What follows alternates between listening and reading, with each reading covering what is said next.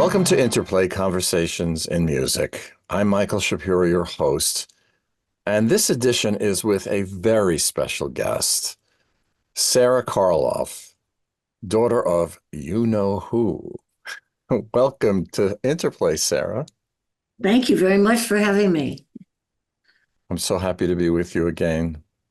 As I've mentioned to you on several occasions, my score to the great classic film Frankenstein, directed in 1931 by James Whale and starring Colin Clive and your father, Boris Yes. Karloff, has been produced now over 60 times worldwide in one of its 4 versions, all published by Universal Edition in Vienna, Universal Edition, no relation to the studios.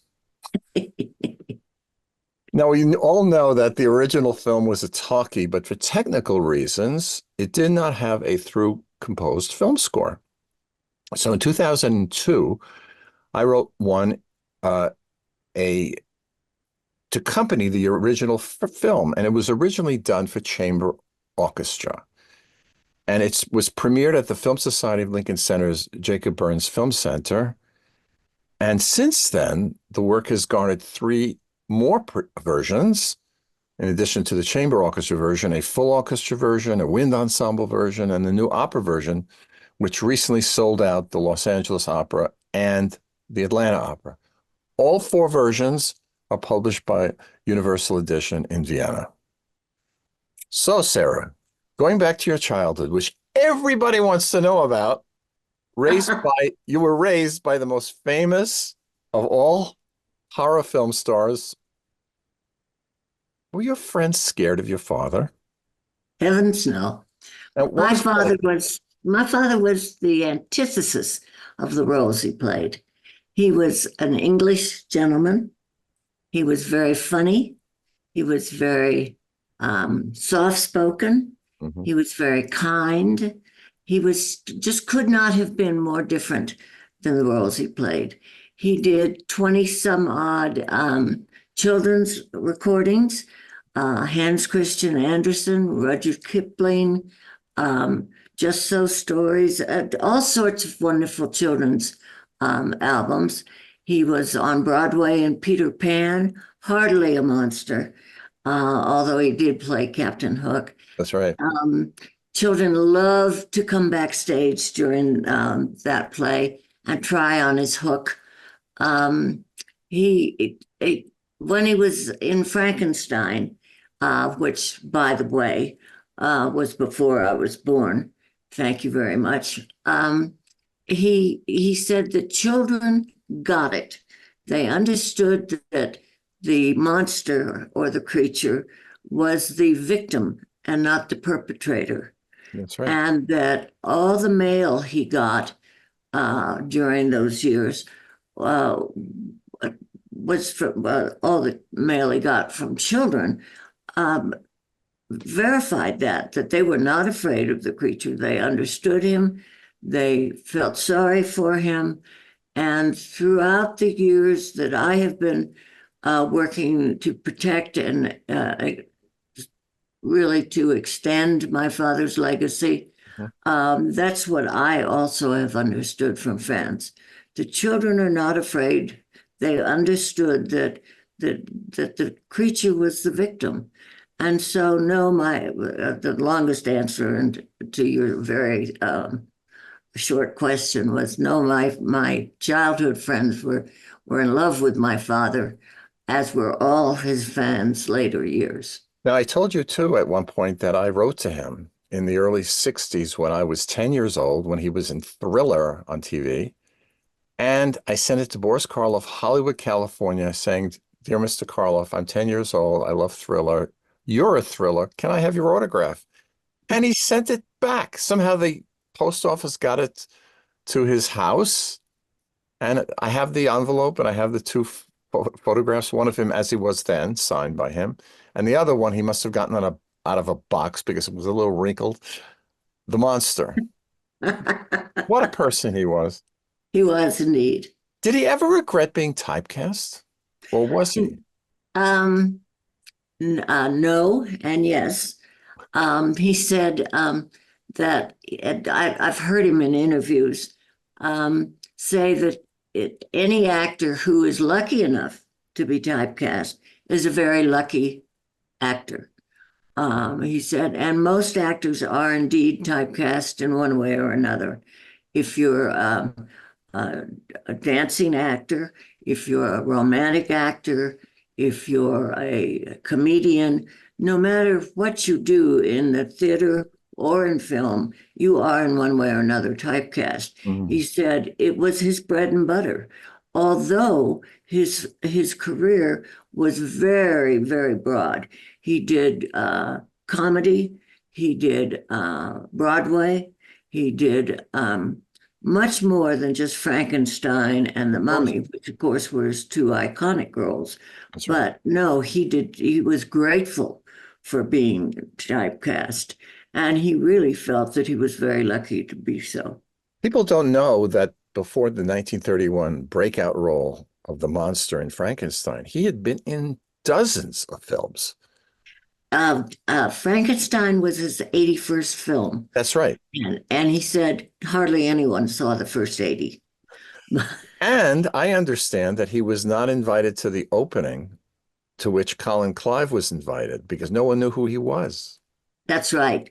My father was not invited to the premiere.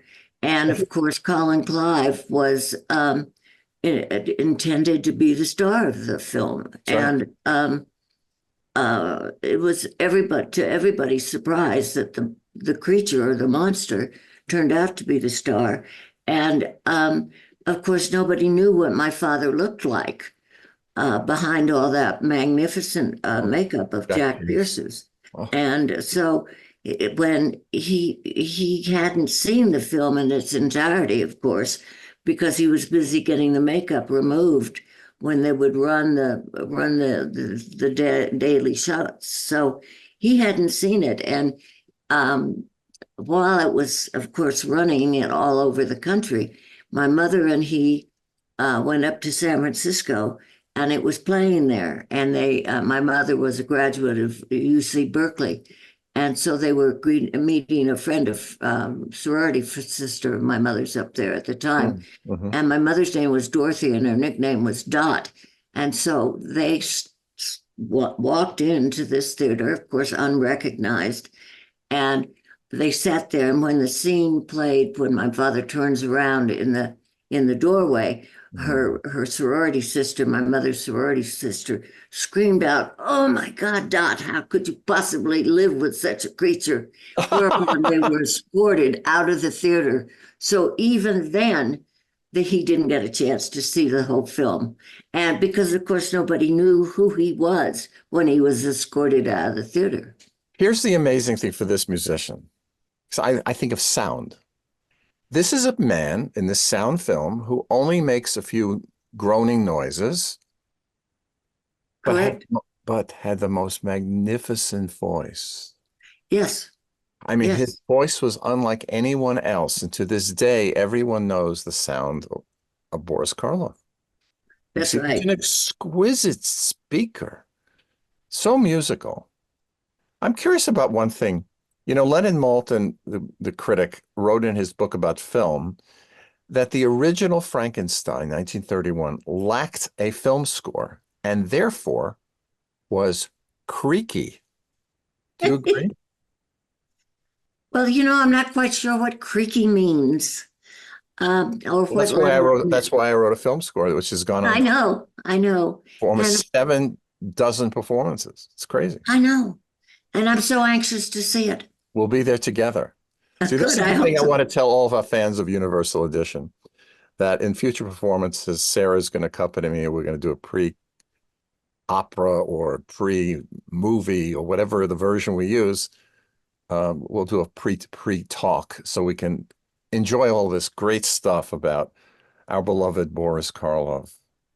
What do you think is, you spoke about it a little at the beginning about children's responses, but what do you think is the essential message of the 1931 Frankenstein, and why would it present for this opera composer a challenge? No, I think there are a lot of messages in this film. Kindness over viciousness or Hmm. cruelty.